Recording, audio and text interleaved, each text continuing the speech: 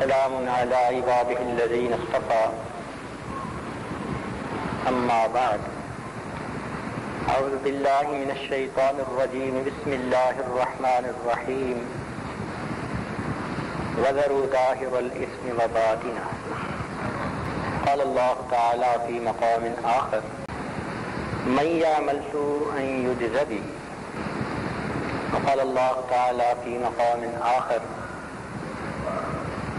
ولا يحيق المكر السيء إلا بأهله وقال الله تعالى في مقام آخر يا أيها الناس إنما بغيكم على أنفسكم سبحان ربك رب العزة عما يصفون سلام على المرسلين والحمد لله رب العالمين اللهم صل على سيدنا محمد وعلى آل سيدنا محمد وبارك وسلم اللهم صل على سيدنا محمد وعلى آل سيدنا محمد وبارك وسلم اللهم صل على سيدنا محمد وعلى آل سيدنا محمد وبارك وسلم وذروا ظاهر الإثم وباطنه چھوڑ دو وہ گناہ جو تم ظاہر میں کرتے ہو یا چھپے ہوئے کرتے ہو۔ گناہ کہتے ہیں کوئی بھی کام کتاب و سنت کے خلاف کرنا، اللہ رب العزت کے حکم مبارک کو توڑنا اور نبی علیہ الصلوۃ والسلام کے مبارک سنت کو چھوڑنا، اس کو گناہ کہتے ہیں۔ ہمیں اس بات کا حکم دیا جا رہا ہے کہ گناہ ہم ظاہر میں کرتے ہیں یا چھپے ہوئے کرتے ہیں، ہم ان تمام گناہوں کو چھوڑ دیں۔ گناہ کی مثال ناسور کی مانند ہے، cancerous part of the body. جسم کے کسی حصے میں کینسر ہو تو اس کا ایک ہی علاج کہ اس حصے کو کاٹ دیا جائے۔ اگر نہیں کاٹیں گے تو یہ کینسر بڑھے گا، انسان کے لیے جسمانی موت کا سبب بن جائے گا۔ گناہ کا ایک ہی حل کہ اسے چھوڑ دیا جائے۔ اگر نہیں چھوڑیں گے تو یہ گناہ کی عادت اور پکی ہوگی، راسخ ہوگی، اتنا یہ گناہ غالب آئے گا، انسان کے لیے روحانی موت کا سبب بنے گا۔ گناہ کی ابتدا کچے دھاگے کی طرح کمزور ہوتی ہے۔ کچے دھاگے کو بچہ بھی توڑ دیتا ہے۔ ابتدا میں گناہ کو چھوڑنا بہت آسان، لیکن وقت کے ساتھ ساتھ گناہ جہاز کے لنگر کی طرح مضبوط ہوتی ہے۔ اگر جہاز کو لنگر سے باندھ دیں ہل نہیں سکتا۔ اسی طرح گناہ کرتے کرتے انسان اپنی عادت کا ایسا اسیر ہو جاتا ہے کہ پھر چھوڑنا بھی چاہے تو گناہ چھوڑنا مشکل بن جاتا ہے۔ آپ نے دیکھا ہوگا درختوں کے اوپر ایک پیلی بیل ہوتی ہے، اس کو آکاش بیل کہتے ہیں۔ وہ پھیلتی ہے تو درخت کی نشو و نما رک جاتی ہے، درخت مرجھا جاتا ہے۔ گناہ کی مثال آکاش بیل کی مانند ہے۔ یہ انسان کو اپنے اندر ایسا الجھا لیتا ہے کہ بندے کی روحانی نشو و نما رک جاتی ہے، بالآخر روحانی طور پر وہ بالکل مرجھا جاتا ہے۔ حافظ ابن قیم رحمۃ اللہ علیہ نے ایک عجیب بات لکھی، فرماتے ہیں دوست یہ نہ دیکھنا کہ گناہ چھوٹا یا بڑا، بلکہ اس ذات کی عظمت کو دیکھنا کہ جس کی تو نافرمانی کر رہا ہے۔ آج کا انسان گناہ کرتے ہوئے چند سال کے بچے کا بھی لحاظ کر لیتا ہے، اللہ رب العزت کا دھیان نہیں ہوتا۔ ایک بزرگ تھے، وہ فرماتے تھے کہ اللہ رب العزت نے الہام فرمایا کہ لوگوں کو بتا دیجئے کہ جب یہ گناہ کرنا چاہتے ہیں ان تمام دروازوں کو بند کر لیتے ہیں جہاں سے دنیا دیکھتی ہے، اس دروازے کو بند نہیں کرتے جس سے میں پروردگار دیکھتا ہوں۔ کیا اپنی طرف دیکھنے والوں میں یہ سب سے کم درجے کا مجھے سمجھتے ہیں؟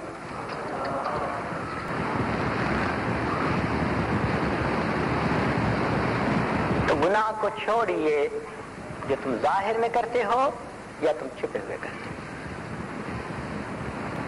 یہ اللہ رب العزت کی رحمت ہے کہ وہ ہمارے گناہوں پر رحمت کا پردہ ڈال دیتا ہے، اس کی ستاری کرتا ہے۔ اکمال الشیام میں ایک عجیب بات لکھی، فرماتے ہیں اے دوست، جس نے تیری تعریف کی اس نے در حقیقت تیرے پروردگار کی ستاری کی تعریف کی. وہ تیری تعریف نہیں کر رہا، وہ اس پروردگار کی ستاری کی تعریف کر رہا ہے جس نے ابھی تیرے اوپر رحمت کا پردہ ٹھایا. اور واقعی اگر گناہوں میں بو ہوتی تو کئی پرہیزگار بندے مشہور ہیں جو ان کے جسموں سے اتنی بو آتی کہ کوئی پاس بیٹھنا بھی گوارا نہ کرتا. تو گناہ کو چھوڑنے کا حکم دیا گیا. عطا ابن ابی رباح رحمۃ اللہ علیہ بڑا الہامی کلام فرماتے تھے. امام اعظم حنیفہ رحمۃ اللہ علیہ کے مشائخ اساتذہ میں ان کا نام آتا ہے. عجیب بات کہی، فرماتے ہیں کہ ایک دفعہ اللہ رب العزت نے الہام فرمایا، عطا ان لوگوں سے کہہ دو اگر ان کو کوئی رزق کی تھوڑی چھوٹی موٹی پریشانی آتی ہے، تنگی آتی ہے، یہ فوراً لوگوں کی محفل میں بیٹھ کر میرے شکوے کرنے شروع کر دیتے ہیں، جبکہ ان کا نام اعمال گناہوں سے بھرا ہوا میرے پاس آتا ہے، میں فرشتوں میں ان کی شکایتیں تو نہیں کیا کرتا. اللہ. تو فرمایا وَذَرُوا ظَاهِرَ الْإِثْمِ وَبَاطِنَهُ، تم چھوڑ دو وہ گناہ جو تم ظاہر میں کرتے ہو یا چھپے ہوئے کرتے ہو. عام طور پر گناہ کرنے کی 4 وجوہات ہوتی ہیں اور اللہ رب العزت نے ان چاروں کا جواب قرآن مجید میں سمجھا دیا. گناہ کرنے کی سب سے پہلی وجہ عام طور پر یہ ہوتی ہے کہ بندہ سوچتا ہے کوئی نہیں دیکھ رہا. جب یہ دل میں احساس ہوتا ہے نا کہ مجھے کوئی نہیں دیکھ رہا تو انسان گناہ پہ جرأت کرتا ہے. اللہ رب العزت نے قرآن مجید میں اس کا بھی جواب سمجھا دیا. فرمایا ان ربک لبالمرصاد. مرصاد کہتے ہیں کہ جب شکاری نے شکار کے اوپر نشانہ لگانا ہوتا ہے تو نشانہ لگانے سے کچھ لمحے پہلے اتنا غور سے وہ شکار کو دیکھتا ہے کہ پلک بھی نہیں چھپکتا، سانس کو بھی روک لیتا ہے، ہم تن متوجہ ہو جاتا ہے. وہ جو اس کی کیفیت ہوتی ہے نا اس کو مرصاد کہتے ہیں. ان ربک لبالمرصاد، تیرا رب تیری گھات میں لگا ہوا ہے، وہ تجھے اتنے غور سے دیکھ رہا ہے جس طرح شکار کرنے والا اپنے شکار کو دیکھ رہا. تم اتنی باریک بینی سے واچ کیے جا رہے ہو. You are under surveillance, under observation. تو اس کا جواب سمجھا دیا تاکہ دماغ میں یہ نہ رہے کوئی نہیں تھا دیکھنے والا. گناہ کرنے کی عام طور پر دوسری وجہ یہ ہوتی ہے کہ آدمی یہ سمجھتا ہے کسی کو پتہ ہی نہیں،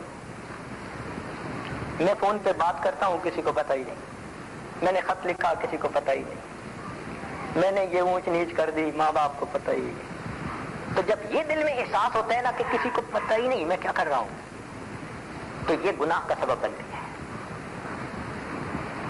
اللہ رب العزت نے قرآن مجید میں اس کا بھی جواب سمجھا دیا تاکہ ہم یہ ذہن میں نہ رکھیں کہ ہمارے عمل کا کسی کو پتہ نہیں چلتا. فرمایا وہ ایسا پروردگار ہے یعلم خائنۃ الاعین وما تخفی الصدور، وہ جانتا ہے تمہاری آنکھوں کی خیانت کو اور جو تمہارے دل میں چھپا ہوا ہے. جو جب دل میں چھپا ہوا ہے اس کو بھی وہ جانتا ہے تو بندہ کیسے سوچ سکتا ہے کہ کسی کو پتہ ہی نہیں. معلوم ہوا اللہ رب العزت کو سب کچھ معلوم ہے جو ہم کرتے ہیں یا کرنے کا ارادہ کر رہے ہوتے ہیں. اس کا بھی جواب سمجھا دیا. گناہ کرنے کی عام طور پر تیسری وجہ یہ ہوتی ہے کہ آدمی سمجھتا ہے کہ میرے پاس کوئی بھی نہیں تھا، گھر میں میں اکیلا تھا، جس کا تھا ڈر وہ نہیں ہے گھر، اب جو چاہے کر. تو یہ احساس دل میں ہونا کوئی میرے پاس نہیں تھا یہ بھی گناہ کا سبب بنتا ہے. اللہ رب العزت نے اس کا بھی جواب سمجھا دیا. فرمایا کہ تم جہاں 3 ہوتے ہو تو چوتھا ہوتا ہے، اگر 4 ہوتے ہو وہ 5واں ہوتا ہے. ہوا معکم اینما کنتم، تمہارے پاس ہوتا ہے جہاں بھی تم ہوتے ہو. یہ سمجھا دیا کہ یہ نہ سمجھنا کہ ہمارے پاس کوئی نہیں تھا، ہر وقت وہ پاس ہے۔ گناہ کرنے کی چوتھی اور آخری وجہ کہ جب بندہ یہ سمجھتا ہے نا کوئی میرا کچھ نہیں بگاڑ سکتا، باپ فوت ہو گیا، بچہ جوان ہو کے ماں سے ڈرتا نہیں،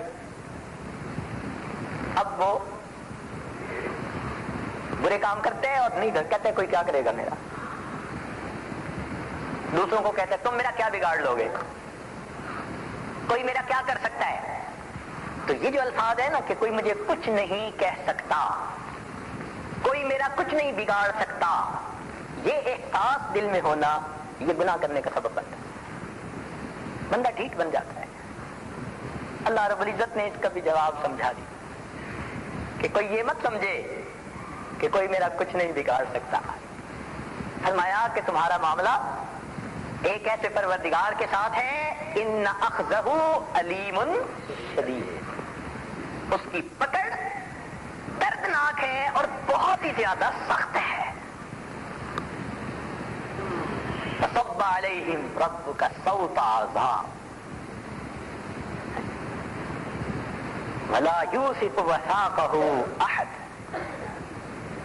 فرمایا بنی اسرائیل کو ایک جگہ انی اعذبہ عذاب لا اعذبہ احدا من العالمین، ایسا عذاب دوں گا جہنم میں کوئی ایسا عذاب دے نہیں سکتا۔ تو اس کا بھی جواب سمجھا دیا کہ یہ احساس نہ رہے کہ کوئی کچھ نہیں کر سکتا، چاروں وجوہات بتا۔ اس لیے ہر انسان کے گناہوں پر قیامت کے دن 4 گواہ پیش کیے جائیں گے۔ سب سے پہلے اس کا نام ہے اعمال، ووضع الکتاب، جب نام اعمال سامنے ہوگا فتر المجرمین مشفقین مما فی، مجرم گنہگار آدمی جب دیکھے گا اس نام اعمال کو تو ڈرے گا، کانپے گا، گھبرائے گا، پھر کیا کہیں گے، وَيَقُولُونَ يَا وَيْلَتَنَا مَا لِهَٰذَا الْكِتَابِ، ہائے ہماری بدبختی، یہ کیسی کتاب ہے، لا یغادر صغیرۃ ولا کبیرۃ الا احصاها، کوئی چھوٹا بڑا عمل ایسا نہیں کہ جو اس میں درج نہ کیا گیا ہو، وَوَجَدُوا مَا عَمِلُوا حَاضِرًا وَلَا يَظْلِمُ رَبُّكَ أَحَدًا، اپنا کیا دھرا ہوگا وہی اپنے سامنے پائیں گے، تیرا رب تو کسی پر ظلم نہیں کرے گا۔ یہ گواہ ہوگا ہمارے خلاف۔ دوسرے گواہ فرشتے، وَإِنَّ عَلَيْكُمْ لَحَافِظِينَ کِرَامًا کاتبین یعلمون ما تفعلون، یہ ہمارے گناہوں کے اوپر گواہ قیامت کے دن گواہی دیں گے، سچی پکی گواہی۔ تیسرے گواہ انسان کے جسم کے اعضاء، الیوم نختم علی افواہہم وتکلمنا ایدیہم وتشہد ارجلہم بما کانوا یکسبون، منہ کو تو سیل کر دیں گے نا، کہ دنیا میں یہ سٹیٹمنٹ بدل لیتا تھا، اب سٹیٹمنٹ والا سلسلہ ہی نہیں، یوم تبلی السرائر، یہ وہ دن ہوگا جب ہم بھید کھول دیں گے۔ اللہ اکبر، اس آیت کو پڑھ کر اس امت کے اولیاء بہت رویا کرتے تھے۔ اللہ آپ فرما رہے ہیں یوم تبلی السرائر، کہ جس دن بھید کھول دیے جائیں گے تو پروردگار پھر ہمارا اس دن کیا حال ہے۔ تو انسان کے اعضاء اس کے خلاف گواہی دیں گے اور یہ ان سے جھگڑے گا، کہے گا لما شہدتم علینا، کیوں میرے خلاف تم نے گواہی دی؟ قالوا انطقنا اللہ، وہ اعضاء کہیں گے ہمیں اللہ نے گواہی دی، الذی انطق کل شیء، جس نے ہر چیز کو گواہی دی۔ اور اللہ تعالیٰ فرماتے ہیں وما کنتم تستترون ان یشہد علیکم سمعکم، تم تو کبھی پردہ ہی نہیں کرتے تھے اپنے آنکھوں سے، کانوں سے، جسم کے دوسرے اعضاء سے، ہم کیسے پردہ کر سکتے؟ انہی اعضاء کے ذریعے گناہ کرتے ہیں اور قیامت کے دن یہی سلطانی گواہ بنیں گے۔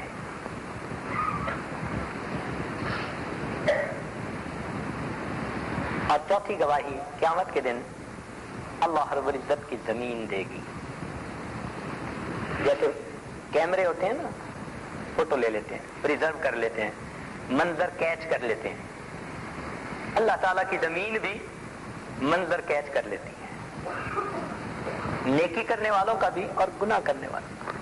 اور قیامت کے دن اللہ رب العزت زمین کو حکم دیں گے کہ تو بھی اپنی خبریں سنا، تیرے پیٹھ پہ کیا گزرا. یومئذ تحدث اخبارها بان ربک اوحی لها. زمین بھی اس دن اپنی خبریں نشر کرے گی، بتائے گی، ٹھیک ٹھیک بتائے گی کہ ہم نے کیا کیا کیا.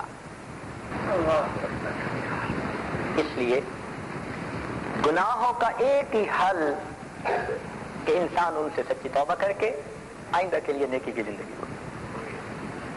ایک شخص ابراہیم ادم رحمۃ اللہ علیہ کے پاس آیا، نوجوان تھا، کہتے حضرت ایک گناہ کا مرتکب ہوتا ہوں، چھوڑا بھی نہیں جا سکتا، ڈر بھی لگتا ہے کہ عذاب ہوگا، تو کوئی طریقہ بتا دیں کہ میں بچ جاؤں عذاب سے. اللہ والے دانا ہوتے ہیں، بڑے بینا ہوتے ہیں، حکیم ہوتے ہیں، دھکے نہیں دے دیتے، ہر آنے والے کو دھکے دے دیے نہیں، وہ محبت پیار سے بات سمجھاتے ہیں، دل میں اتارتے ہیں. حضرت نے فرمایا ہاں میں تجھے طریقہ بتاتا ہوں. وہ بڑا خوش ہو گیا، ریسیپٹیو موڈ میں آ گیا، سننے کے موڈ میں. کہنے لگا حضرت کون سا طریقہ ہے کہ میں گناہ بھی کرتا رہوں اور میں عذاب اور سزا سے بھی بچ جاؤں. آپ نے فرمایا بھائی ایک تجویز تو یہ ہے کہ اگر گناہ کرنا ہی ہے تو بھی اللہ تعالیٰ کی نگاہوں سے اوجھل ہو کے کر لیا کرو. اب وہ سوچتا رہا، کہنے لگا حضرت یہ کیسے ممکن ہے کہ میں اللہ رب العزت کی نگاہوں سے اوجھل ہو کے گناہ کروں؟ ممکن ہی نہیں. اور میں اچھا دوسرا طریقہ یہ ہے کہ تم رزق کھانا چھوڑ دو، کہنا نہ تمہارا دیا کھاتا تھا نہ تمہاری باتیں مانتا تھا. اس نے کہا حضرت یہ کیسے ممکن ہے کہ میں اللہ رب العزت کا رزق دیا چھوڑ دوں، کھانا چھوڑ دوں، تو میں رہ ہی نہیں سکتا. اور میں اچھا پھر ایک تیسری تجویز پیش کرتا ہوں، اور وہ یہ کہ یہ زمین آسمان اللہ کا ملک ہے، اللہ کی ملک ہے، اور بادشاہ کی نافرمانی اس کے ملک میں رہ کر کرنا یہ ٹھیک نہیں، تم اس سے باہر نکل کے نافرمانی کر لیے. اللہ تعالیٰ بھی قرآن پاک میں عجیب انداز سے فرماتے ہیں یا معاشر الجن والانس، اے جنوں انسانوں کی جماعت، ان استطعتم ان تنفذوا من اقطار السماوات والارض فانفذوا لا تنفذون الا بسلطان. اگر تمہارے اندر استطاعت ہے کہ زمین و آسمان کے کروں سے باہر نکل سکو تو نکل کے دکھاؤ. نکلو گے کسی دلیل سے نکلو گے، گھڑی کے گھڑے کی مچھلی کدھر جاؤ گے؟ تو ہمارا تو وہی حال ہے. اس نے کہا حضرت یہ بھی نہیں ہوتا. فرمان لے گا اچھا پھر ایک طریقہ اور بتاتا ہوں، وہ یہ کہ جب ملک الموت آئے روح قبض کرنے کے لیے تو انہیں کہہ دینا بھائی ذرا تھوڑا انتظار کر لو، میں ذرا توبہ کر لوں. اس نے کہا حضرت وہاں تو انتظار کا تصور ہی نہیں. اذا جاء اجلهم فلا يستاخرون ساعة ولا يستقدمون. نہ ایک لمحہ آگے نہ ایک لمحہ پیچھے، تو جانا پڑتا. تو میں اچھا پھر ایک طریقہ اور بتا دیتا ہوں، وہ یہ کہ جب قبر میں تمہیں دفن کر دیا جائے گا اور اس وقت منکر نکیر آئیں گے تم سے سوال پوچھنے کے لیے، تو تم کہہ دینا نو ایڈمیشن وداؤٹ پرمیشن. لکھ کے لگا دیتے ہیں نا آج گھروں کے سامنے رائٹ آف ایڈمیشن ریزروڈ، تو تم بھی کہہ دینا بغیر اجازت کیوں آئے. تو اس نے کہا حضرت میں ان کو کیسے منع کر سکتا. فرمان لگے اچھا بھائی پھر ایک طریقہ آخری اور بتا دیتا ہوں، اور وہ یہ ہے کہ جب قیامت کے دن تمہارے برے عملوں کو کھولا جائے گا اور پروردگار عالم فرشتوں کو حکم دیں گے اس کو گھسیٹ کے تم جہنم میں ڈالو، اس وقت تم ضد کر کے کھڑا ہو جانا کہ میں نہیں جاتا. اس نے کہا حضرت میری کیا حیثیت ہے فرشتوں کے سامنے کہ میں ضد کر کے کھڑا ہو جاؤں؟ میری تو کوئی حیثیت ہی نہیں. جب اس نے اپنی زبان سے کہا نا کہ میری تو کوئی حیثیت ہی نہیں، اب لوہا گرم تھا اور چوٹ لگانے کا وقت تھا، حضرت نے فرمایا اے بھائی جب تیری حیثیت ہی کوئی نہیں تو اتنے بڑے پروردگار کی نافرمانی کیوں کرتا ہے؟ کہنے لگا حضرت وعدہ کرتا ہوں آج کے بعد میں نے اس گناہ سے سچی توبہ کر لی، میں اپنے اللہ کی نافرمانی کبھی نہیں کروں۔ تو ہم گناہوں سے بچیں اور پروردگار عالم کے حکم کے مطابق زندگی گزاریں۔ یوں سمجھیے کہ ہر گناہ کے ساتھ پریشانی بندھی ہوئی ہے، بے چینی بندھی ہوئی ہے۔ یہ ممکن نہیں کہ گناہ کریں اور بے چینی نہ ہو، یہ ممکن نہیں۔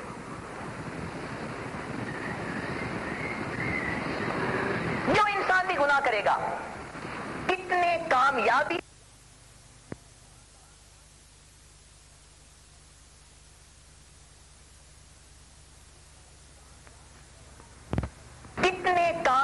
سے گناہ کیوں نہ کرنے والا ہو، دل بے چین رہے گا، دل مضطرب رہے گا، راتوں کو نیند نہیں آئے گی، کوئی نہ کوئی پریشانی کی صورت نکل آئے گی۔ آپ نے دیکھا بڑے ہوٹلوں میں جب کھانا دیتے ہیں نا تو بوفے سسٹم ہوتا ہے، اس میں یہ ہوتا ہے کہ ٹرے میں کھانا بہت سارا ایک جگہ پر رکھ دیتے ہیں، اپنے پسند کا لوگ کھانا کھاتے ہیں، تو ہر ٹرے کے نیچے ایک بتی جلا دیتے ہیں، اس بتی کا کام ہوتا ہے کھانے کو گرم رکھنا، اتنی دیر کھانا پڑا رہتا ہے گرم۔ بس یوں ہی محسوس ہوتا ہے کہ جو بندہ گناہ کرتا ہے اللہ رب العزت بھی پریشانی کی بتی سلگا دیتے، اس کے دل کو پریشان رکھتے ہیں، جب تک توبہ نہیں کرے گا اس کا دل پریشان رہے گا، کبھی بیوی کی طرف سے پریشانی، کبھی اولاد کی طرف سے پریشانی، کبھی کاروبار کی طرف سے پریشانی، کبھی اپنی صحت کی طرف سے پریشانی، کہیں نہ کہیں بتی جل رہی ہو، ہیٹ پہنچ رہی ہوگی، رو رہا ہوگا، پریشان ہو رہا ہوگا، ڈپریشن میں وقت گزر رہا ہوگا۔ تو گناہ انسان کو ہمیشہ بے چین رکھتا ہے، اس لیے مسیح الامت حضرت مولانا مسیح اللہ خان رحمۃ اللہ علیہ، ان کا یہ قول ایک کتاب سے نظر سے گزرا کہ فرماتے تھے کہ تم جتنا چاہو گناہ کر کے دیکھو، اگر اللہ نے تمہارے دنیا کی زندگی کو جہنم نہ بنا دیا تو یاد رکھنا، یعنی دنیا میں ہی تمہارے لیے ایسی بے چینی پیدا کر دیں گے کہ جیسے کوئی جہنم میں ہوتا ہے۔ اس لیے یہ نہ سمجھیے کہ جو لوگ گناہ کرتے ہیں آزادی کی زندگی گزارتے ہیں بڑے اطمینان کی زندگی، نہیں، کبھی ان کے دل کی حسرتوں کو دیکھو، ان کی مضطرب راتوں کو کبھی دیکھیں تو انسان اللہ توبہ کرے، اسی وقت پریشان موت مانگتے ہیں، اتنا پریشان ہوتے ہیں، تو بے چینی، اضطراب۔ عدل و انصاف فقط حشر پہ موقوف نہیں،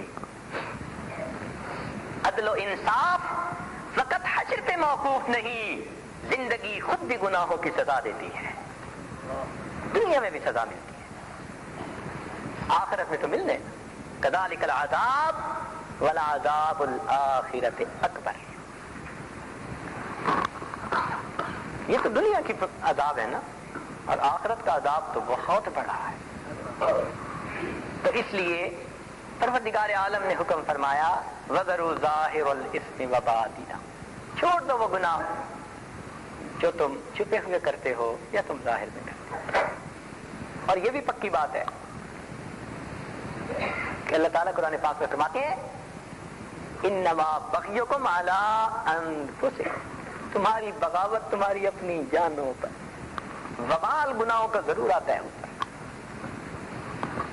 اس لیے وہ تابعی فرمایا کرتے تھے کہ جب بھی اللہ رب العزت کسی حکم کو ماننے میں مجھ سے سستی ہوئی، میں نے اس کا اثر اپنی بیوی میں، اپنی باندی میں، اپنی سواری میں، اپنی اولاد میں کہیں نہ کہیں دیکھ لیا، انہوں نے میری نافرمانی کی، میں نے اللہ کی نافرمانی کی، ان چیزوں نے میری نافرمانی، تو کہیں نہ کہیں اس کا اثر نکلتا ہے۔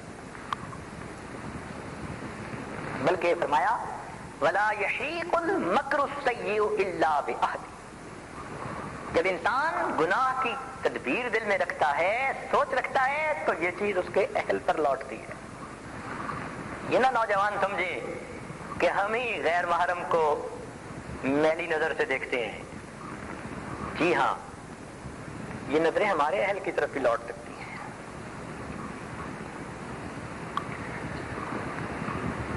ایک جیولر تھا، اس کی بیوی بہت نیک سیرت، نیک خوبصورت تھی.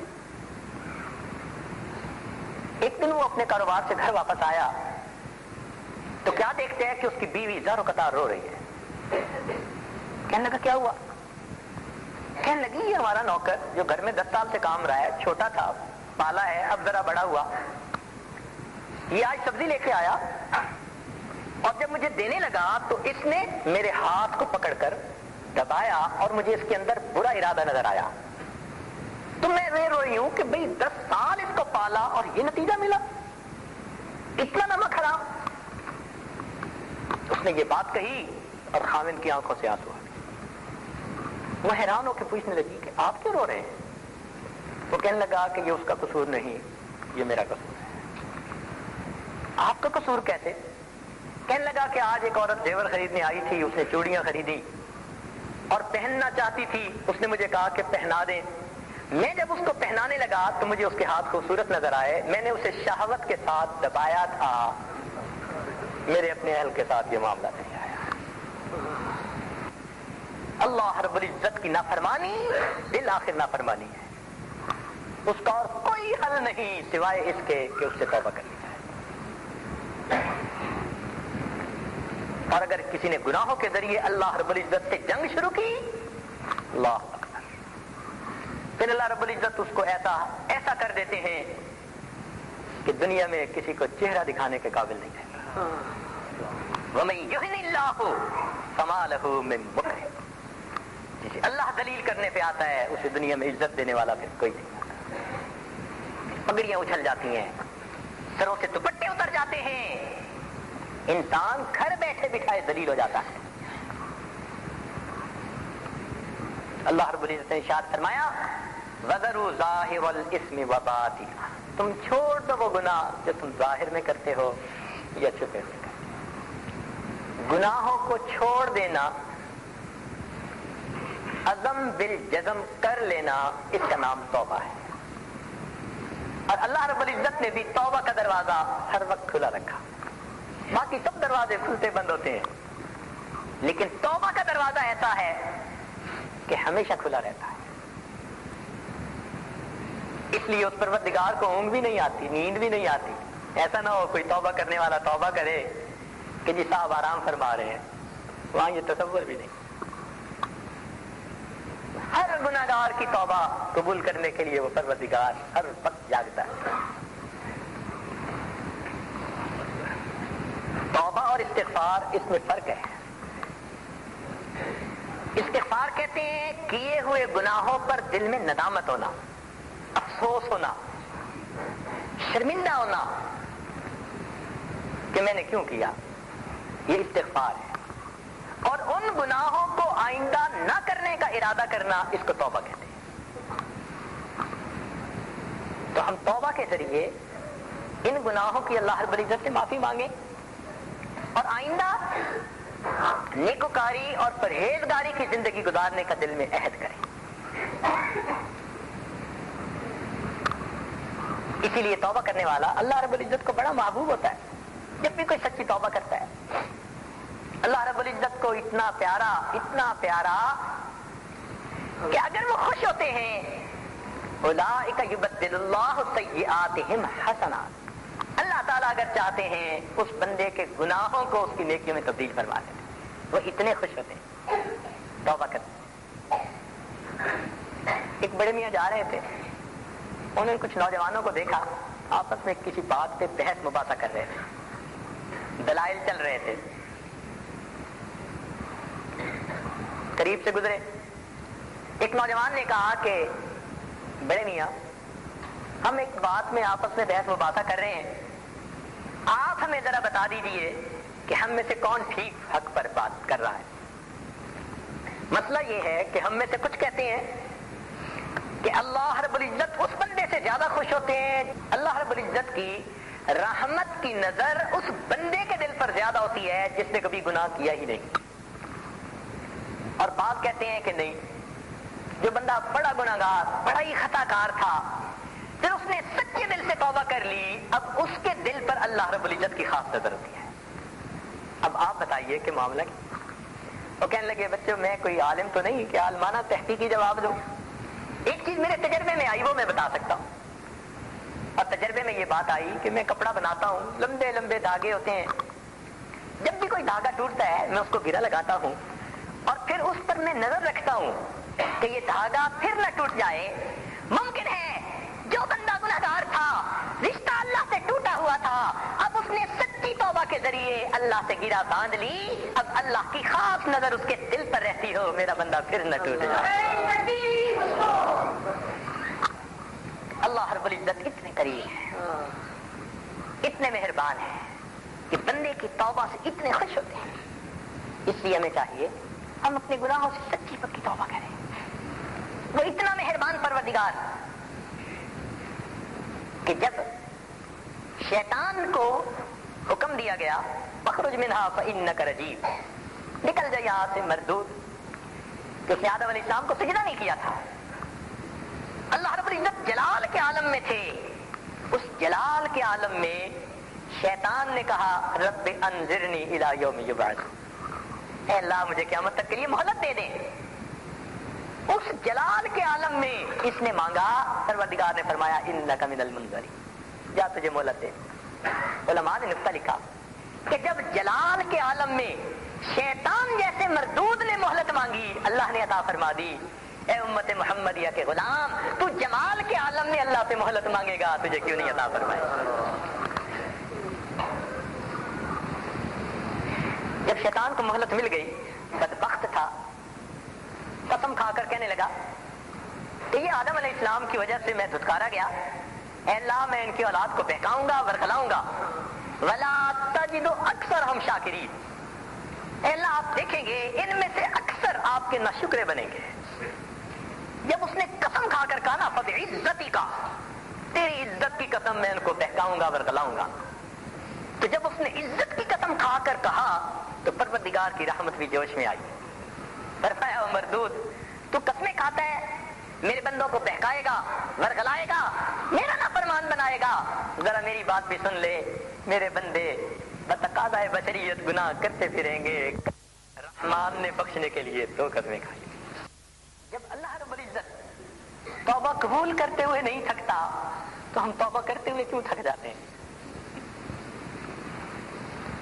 جب اس پروردگار کا معاملہ یہ ہے تو وہ چاہتے ہیں میرے بندے تجھے شیطان نے بہکا دیا، آؤ میرے در کی طرف، الم اعہد الیکم یا بنی آدم، کتنے عجیب انداز سے فرماتے ہیں اللہ تعبدوا الشیطان انہ لکم عدو مبین وان اعبدونی ھذا صراط مستقیم۔ اللہ رب العزت فرماتے ہیں یا ایھا الانسان ما غرک بربک الکریم، کتنے عجیب انداز سے فرماتے ہیں قرآن عظیم الشان۔ اے انسان، تجھے تیرے کریم پروردگار سے کس چیز میں دھوکے میں ڈالا ہوا ہے؟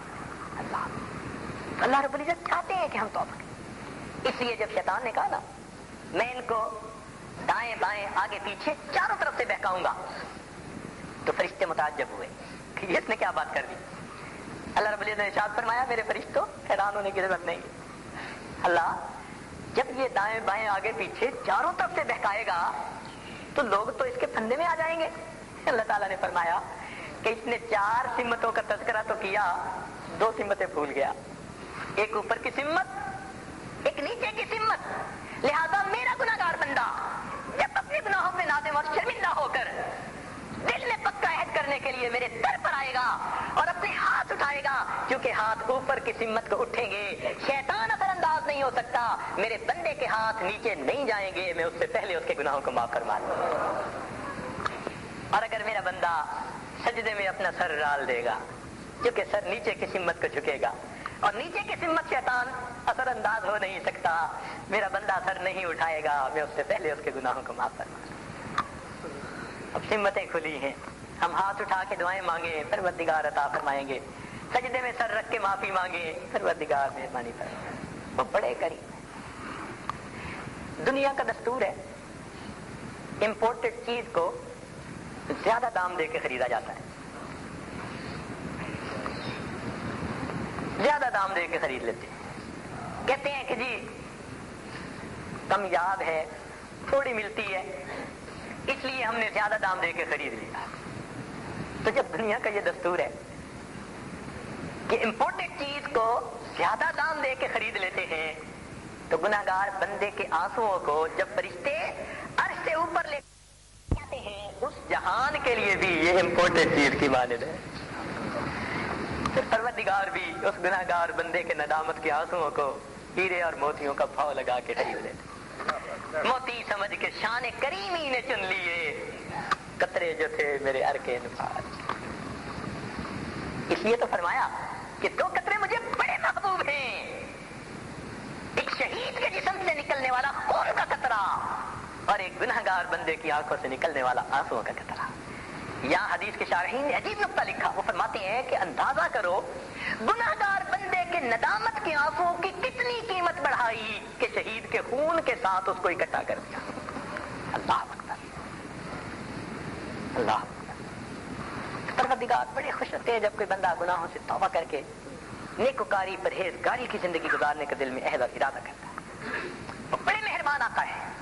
اس لیے فرماتے ہیں اے میرے بندے, اگر تیرے گناہ آسمان کے ستاروں کے برابر ہیں, اگر تیرے گناہ ساری دنیا کی ریت کے ذرات کے برابر ہیں, اگر تیرے گناہ ساری دنیا کے درختوں کے پتوں کے برابر ہیں, اور اگر تیرے گناہ ساری دنیا کے سمندروں کے پانی کے قطروں کے برابر ہیں, میرے بندے تیرے گناہ تھوڑے ہیں, میری رحمت زیادہ ہے, تو آ کے توبہ کرے گا, میں اب بھی تیری توبہ کو قبول کر لوں. بلکہ اس سے ایک قدم آگے بڑھ کر کہا, فرمایا میرے بندے اگر تو نے توبہ کی پھر توڑ بیٹھا, پھر توبہ کی پھر توڑ بیٹھا, پھر توبہ کی پھر توڑ بیٹھا, 100 بار اگر توبہ شکستی بازا, تو نے 100 دفعہ توبہ کی 100 دفعہ توڑ بیٹھا, میرا در اب بھی کھلا ہے, تو آ کے توبہ کر لے, میں تیری توبہ کو قبول کر لوں. قل یا عبادی الذین اسرفوا علی انفسہم لا تقنطوا من رحمت اللہ. اللہ اکبر, کتنے عجیب ہے. باپ بیٹے سے ناراض ہوتا ہے, بیوی کو کہتے ہیں اسے کہہ دو گھر سے چلا جائے, نام نہیں لیتا, اسے کو میری بات سنا کرے, اسے کو سنبھل کے گزارے, اجنبی جیسا انداز اختیار کرتا ہے, انداز تخاطب. قربان جائیں اس پروردگار پر کہ جو بندے گناہگار تھے, خطا کار تھے, سزا کے مستحق تھے, جب ان کی بات کرنے لگے فرماتے ہیں قل یا عبادی, کہہ دیجئے اے میرے بندو. ان گناہوں کے باوجود عبد کی نسبت سے خارج تو نہ کیا, کہہ سکتے تھے انہیں کہہ دو سنبھل جائیں, انہیں کہہ دو گناہوں کو چھوڑ دیں. شاہانہ انداز یہی تھا, مگر کریمانہ انداز اپنا لیا. قل یا عبادی, اللہ اکبر, اللہ اکبر, اے میرے گنہگار بندو, الذین اسرفوا علی انفسہم لا تقنطوا من رحمت اللہ, تم اللہ کی رحمت سے مایوس نہ ہونا. ان اللہ یغفر الذنوب جمیعا انہ هو الغفور الرحیم. اللہ اکبر. حافظ ابن قیم رحمۃ اللہ علیہ نے ایک عجیب بات لکھی ہے, سبحان اللہ. فرماتے ہیں کہ میں ایک مرتبہ ایک گلی میں سے گزر رہا تھا, ایک گھر کا دروازہ کھلا, میں نے دیکھا کوئی 8-9 سال کا بچہ ہے, اور اس کی ماں اس سے خفا, اور اس کے تھپڑ لگا رہی ہے, مکے مار رہی ہے, دھکے دے رہی ہے, اور کہتی ہے تو نافرمان بن گیا, میری کوئی بات نہیں سنتا, مانتا نہیں, کام نہیں کرتا, بیچ کہیں کا, اگر کوئی نہیں میری بات مانی تب ہو جا یہاں سے. یہ کہہ کے ماں نے جو غصے میں دھکا دیا تو وہ بچہ گھر سے باہر آ گیا. فرماتے ماں نے تو کنجی لگا لی, اور میں کھڑا ہوا کہ ہوتا کیا ہے. فرماتے بچہ رو رہا تھا, مار پڑی تھی. خیر وہ اٹھا اور کچھ سوچتا سوچتا ایک طرف کو چلنے لگا. چلتے چلتے چلتے فرماتے ہیں وہ گلی کے موڑ تک پہنچا, پھر کھڑا ہو کے سوچتا رہا, اور سوچنے کے بعد پھر آہستہ آہستہ قدموں سے اس نے واپس آنا شروع کر دیا, اور چلتے چلتے اپنے گھر کے دروازے پر آیا اور آ کر بیٹھ گیا. تھکا ہوا تھا, رو بھی کافی دیر سے رہا تھا, دہلیز پہ سر رکھا, نیند آ گئی, وہیں سو گیا. فرماتے ہیں کافی دیر کے بعد اس کی والدہ نے کسی کام کے لیے گھر کا جو دروازہ کھولا تو کیا دیکھتی ہے کہ بیٹا اسی دہلیز پہ سرک کے ابھی بھی پڑا ہے. والدہ کا غصہ ٹھنڈا نہیں ہوا تھا. وہ پھر اس سے ناراض ہونے لگی, دفع نہیں ہوتا, چلا جا میری نگاہوں سے دور ہو جا. جب اس نے پھر اسے ڈانٹا, اب وہ بچہ پھر کھڑا ہوا, پھر آنکھوں سے آنسو آ گئے. کہنے لگا امی جب آپ نے مجھے اپنے گھر سے دھکا دیا تھا میں نے سوچا تھا میں چلا جاتا, میں بازار جا کے بھیک مانگ لوں گا, مجھے کچھ نہ کچھ کھانے کو مل جائے گا. امی میں نے سوچا تھا میں کسی کے جوتے صاف کر دیا کروں گا, کچھ کھانے کو مل جائے گا. میں کسی کے گھر کا نوکر بن کے امی رہ جاؤں گا, مجھے جگہ بھی مل جائے گی, مجھے کھانا بھی مل جائے گا. امی یہ سوچ کے میں اس گلی کے موڑ تک چلا گیا تھا, لیکن وہاں جا کر میرے دل میں یہ خیال آیا کہ مجھے دنیا کی سب نعمتیں مل جائیں گی. امی جو محبت مجھے آپ دے سکتی ہیں یہ محبت مجھے کہیں نہیں مل سکتی. امی یہ سوچ کے میں واپس آ گیا, میں اب اسی در پہ پڑا ہوں, تو مجھے دھکے دے یا مجھے مارے میں کہیں نہیں جا سکتا. جب اس بچے نے یہ بات کہی ماں کی ممتا جوش میں آئی, اس نے بچے کو سینے سے لگا لیا. میرے بیٹے اگر تیرے دل میں یہ کیفیت ہے کہ جو محبت میں دے سکتی ہوں تجھے کوئی نہیں دے سکتا, میرے دروازے کھلے ہیں, آ کے زندگی گزار لے. فرماتے ہیں جب گناہ گار بندہ اس احساس کے ساتھ اپنے رب کے دروازے پر آتا ہے اور آ کر کہتا ہے الہی عبدک العاصی عطاک, اللہ تیرا گناہ گار بندہ تیرے رب پر حاضر ہے, مقرم بالذنوب وقد دعاک, اللہ گناہوں کا اقرار کرتا ہوں اور آپ سے فریاد کرتا ہوں, فإن تغفر فأنت لذاک أہل, اللہ اگر آپ معاف کر دیں یہ بات آپ کو سچتی ہے, وإن تطرد فمن یرحم سواک, اللہ اگر آپ ہی دھکا دے دیں تو پھر کون ہے ہم پر رحم کرنے والا اور کون ہے ہمیں سینے سے لگانے والا. تو جب انسان اس طرح اپنے گناہوں سے سچی توبہ کرتا ہے پھر پروردگار رحمتوں کے دروازے کھول دیتے ہیں. رب کریم ہم پر احسان فرمائے, سچی توبہ کی توفیق نصیب فرمائے اور آئندہ زندگی کو گزری زندگی کا کفارہ بنا دے, آنے والے وقت کو گزرے وقت سے بہتر فرما دے. وآخر دعوانا ان الحمد للہ رب العالمین. اس کا طریقہ بہت آسان ہے کہ آپ آنکھوں کو بند کر لیجئے, اپنے دل کی طرف متوجہ ہو جائیے, ساری دنیا کے خیالات کو دل سے نکال دیجئے اور یہ سوچئے اللہ رب العزت کی رحمت آ رہی ہے, میرے دل میں سما رہی ہے, میرے دل کی ظلمت اور سیاہی دور ہو رہی ہے اور میرا دل اللہ اللہ کر رہا ہے. سانس سے کچھ نہیں کرنا, جسم کو حرکت نہیں دینی, چپ چاپ جیسے کوئی خیالوں میں مگن ہوتا ہے, بس یوں سوچنا ہے کہ میرا دل پڑھ رہا ہے اللہ اللہ اور میں اس کو سن رہا, بس اللہ کے دھیان میں. وذکر ربک فی نفسک ای فی قلبک, ذکر کر اپنے رب کا اپنے نفس میں, اپنے دل میں, اپنی سوچ میں, اپنے دھیان میں. تو ہم اپنے من میں بیٹھ کے اللہ کو یاد کریں. تو صرف چند منٹ کے لیے آپ ذکر کر لیجئے, پھر انشاءاللہ دعا کر کے محفل کے اختتام کریں گے. ہم اللہ کی طرف متوجہ ہو جائیے.